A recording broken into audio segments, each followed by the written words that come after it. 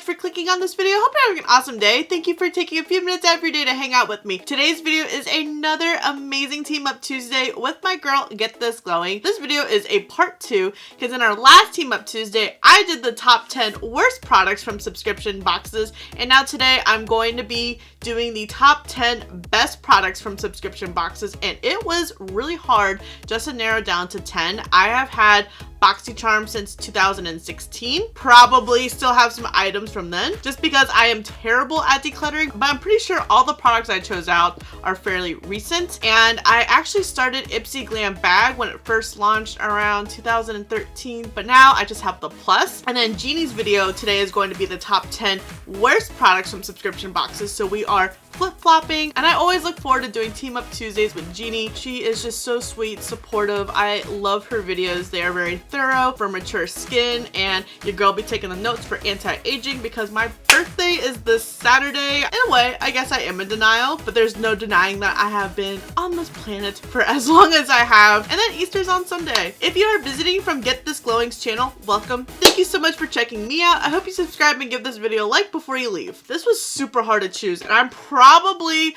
overlooked a bunch of products. Not only have I had subscription boxes for as long as I have so many boxes that I get. I get the base box for BOXYCHARM, the premium, the luxe, and then IPSY, I get just the plus now. Then I get Glitz Glam, Glow Addicts beauty box, and skincare box, Bijou beauty box, Try beauty box, Test Tube beauty. I recently started Allure Backup and FabFitFun, and a new skincare focus box that will be coming soon on my channel will be Face Tory.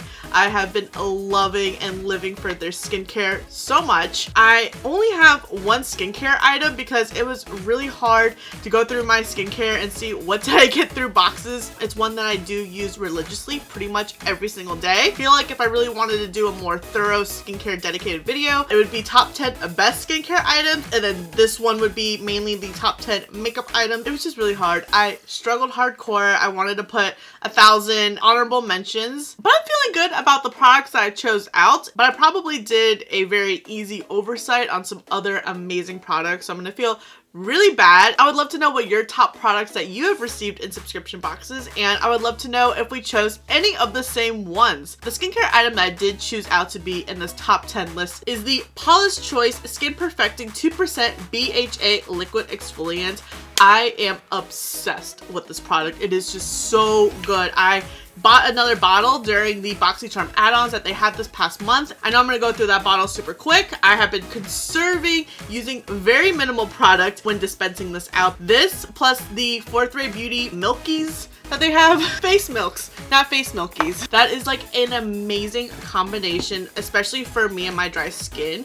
It has just been something that has been working. This is my first liquid exfoliant that I've ever tried. I never really thought about exfoliators being liquid. You can use it twice a day, which seems a little intense, and I would be a little wary of doing that because I do have sensitive skin. I only use it once a day because it lives on my vanity, but using it once a day, every day seems to be just fine. I don't see an increase in my texture, redness, or sensitivity because I was a little bit hesitant wanting to use this product as often as I do because there is salicylic acid in it, and salicylic acid can really increase sensitivity. This is for all skin types. It unclogs and shrinks enlarged pores. I can't even see any pores right now. Smooths and even skin tone. That is like the major difference that I do notice using that product. Like I feel like my skin is so smooth and my foundation just glides right on, and then when you set it, no pores, no wrinkles, nothing. That is this lightweight liquid, absorbs quickly, which it does. I really hate products that are super heavy. I can just feel them clogging the pores. This was the first Paula's Choice product I've ever used. I definitely want to try more from Paula's Choice. A lot of the products that I'm interested in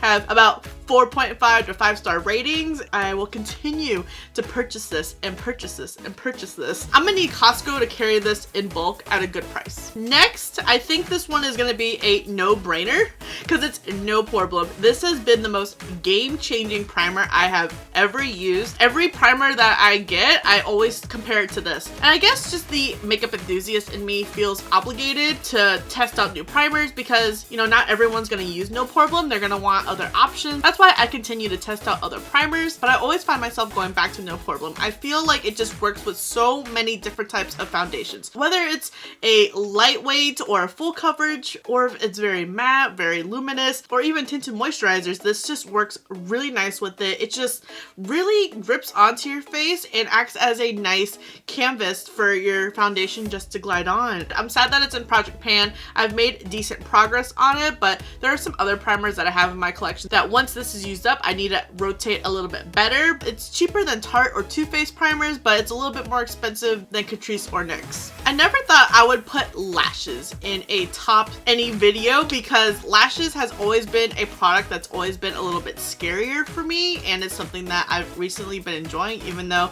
I don't always wear lashes, and part of it is because I'm lazy and I'm a little impatient putting on lashes. Favorite lashes are these Venus Gale Cosmetic lashes. I am obsessed with these. I got these in October's Tribe Beauty Box. At first I was a little intimidated by these. I was looking at them going, these are way too dramatic, and then you put them on. I just feel like it gives me the perfect amount of lash that I should need. I've used it for neutral looks, very colorful looks, and it just complements every single look that I have paired these lashes with. I'm gonna need a case of these with the Paula's Choice in bulk. I think you get about 30 uses, and I know I've definitely created at least 10 looks using these. From a lash perspective, I find them a lot more user-friendly to apply. It has a really nice flexible band. It's not like terribly stiff. I know the stiffer the band, the tougher it is for me to apply. In combination with my Duo Quick Adhesive, boom. Once it's on, it ain't going anywhere. These lashes have really helped motivate me into practicing and wearing lashes just because I'm just obsessed how they look on my eye shape and all the looks that I've created with them. I feel like in subscription boxes, you get so many palettes that I could have done a dedicated video of top 10 eyeshadow palettes that I received in boxes, but I narrowed it down to 3. The palettes that I chose out, I've used multiple palettes from them, and I think that any of them could be applied, if that makes sense. Like Huda Beauty Warm Brown Obsessions. I think I've received 3 of the Obsessions palettes in IPSY. I think this is the second one that I have received, and it's such a beautiful neutral palette that it could be almost like a day to night palette. I know there's only 9 shadows, but for me, I can get so much use out of this. It's great for travel because it's nice and compact with a mirror, and I really enjoy Huda's formula. I've received Burgundy and Ruby Obsessions as well. All 3 of them just blend out, pay off really nice throughout the day. I've since then purchased even more of the Obsessions palette because I'm just obsessed. Haha, punny. I've been wanting to get the latest nude ones that they launched, as well as pastel ones. I know those caught my attention as well. I like receiving them in IPSY because I think these are a little bit on the pricier side. I think they're about $30, where you could buy like a ColourPop monochromatic palette or just any 9pan palette that ColourPop has for $12, $14 instead. And then I chose out the Glamlite Pizza palette. This is the Veggies Lover. I received this in Glitz Glam, and then I also got the Meat Lovers, but I always find myself reaching for the Veggie Lovers. This color story just speaks to me on so many different levels. One, I am a Slytherin and I am drawn to greens. This palette just has so much that it could offer. You could create like a neutral look using mushrooms, yellow peppers, caramelized onions, or garlic, or you can do, you know, a mix of it and you can be Sprite with the yellows and the greens, or you can go and do like a camo look, a really grungy look, very smoky green look. Like there's just so many possibilities, and Glamlite's formula is so good. This was the first palette I used by Glamlite, and I've been wanting every Glamlite palette ever since. Meat Lovers is good too. It's on the more warmer, neutral-ish side. I think ever since I have fallen in love being more gravitated towards colorful palettes, this is the one that I am drawn towards, but that does not take anything away from Meat Lovers. The quality between both palettes are very comparable with the payoff, blendability, and how pigmented the shades are. I also chose the Violet Voss Holy Grail palette. This is the 3rd Violet Voss palette that I have used. Like Glamlite and Huda, it's a very pigmented, blendable, and pays off very nice formula. This is my neutral palette go-to. I feel like I can get very neutral looks. This palette pairs nice with more colorful palettes if I was going for like a neutral look on like the top portion of my eye, but I wanted to pop a color on the lower lash. The one thing with this palette is I just haven't been reaching for it recently. I know I have been really reaching for my Be Perfect Carnival palette, which I have on my eyes today.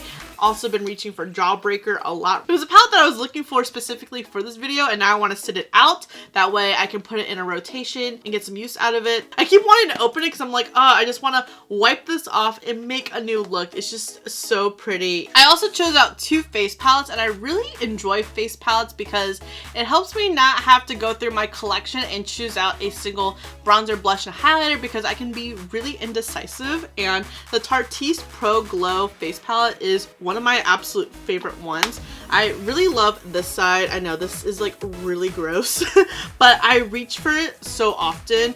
The other side is getting a little bit of love every now and then, but mainly this side is the side that I reach towards. I just feel like those 3 shades can go with so many different looks, whether it's neutral or colorful. The only thing about this palette is that it has hard panned both on the bronzer and the blush. I feel like on the bronzer it kind of worked itself out without doing anything to it, but the blush, I feel like I need to scrape it a little bit. I was very shocked how fast it hard panned. I think that the bronzer, blush, and highlighters can be built up as well. I know I usually go in with about 2 layers of the bronzer and the blush just to build it up a little bit because it does go on super light at first for a more natural look. I was very shocked how beaming the highlighter is. It was something I wasn't expecting. I thought it was going to be a little bit more subtle. A product that I was using so consistent when I first got it in Boxy Luxe that I stopped using it because I was afraid of using it up really quickly, and I have barely used it since, is this Cover FX face palette. I know there's a shade right here called Contour, but it works out really nice for bronzing.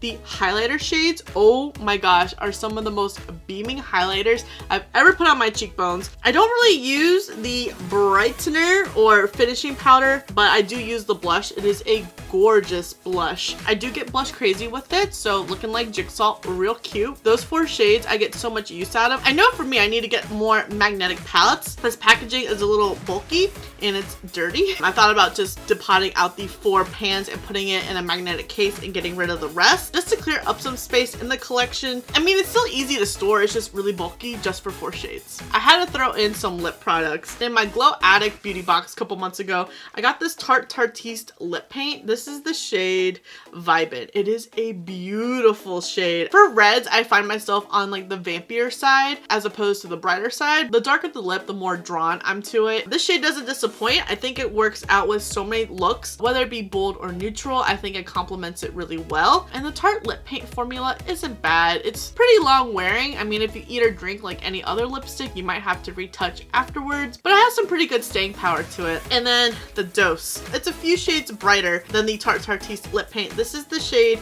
Date Night. I get so many compliments when I wear this shade. This shade is pretty much a true red, and the dose formula is really good. I love when they go on sale during 21 Days of Beauty because it's pretty much drugstore pricing, so I like to stock up on my favorite shades. I feel like the applicator is really user-friendly. I know I struggle with a lot of bullet lipsticks or a different looking doe foot. It just kind of goes all over the place like the Jokers. I think that this one has better staying power than the Tarte Tarteist. I think this formula is a little bit more viscous, and this one dries down a little bit quicker than the Tarte one, but nonetheless, I think both of them are really good options, which today I'm kind of out of my comfort zone and more of a nude pink lip. I guess that's what goes through my mind of a spring lip. I know I'm not going to do anything bright. I already have a bright eye. I don't want the two to be clashing. These are my top 10 products that I've received in subscription boxes. I would love to know what your top 10 picks are.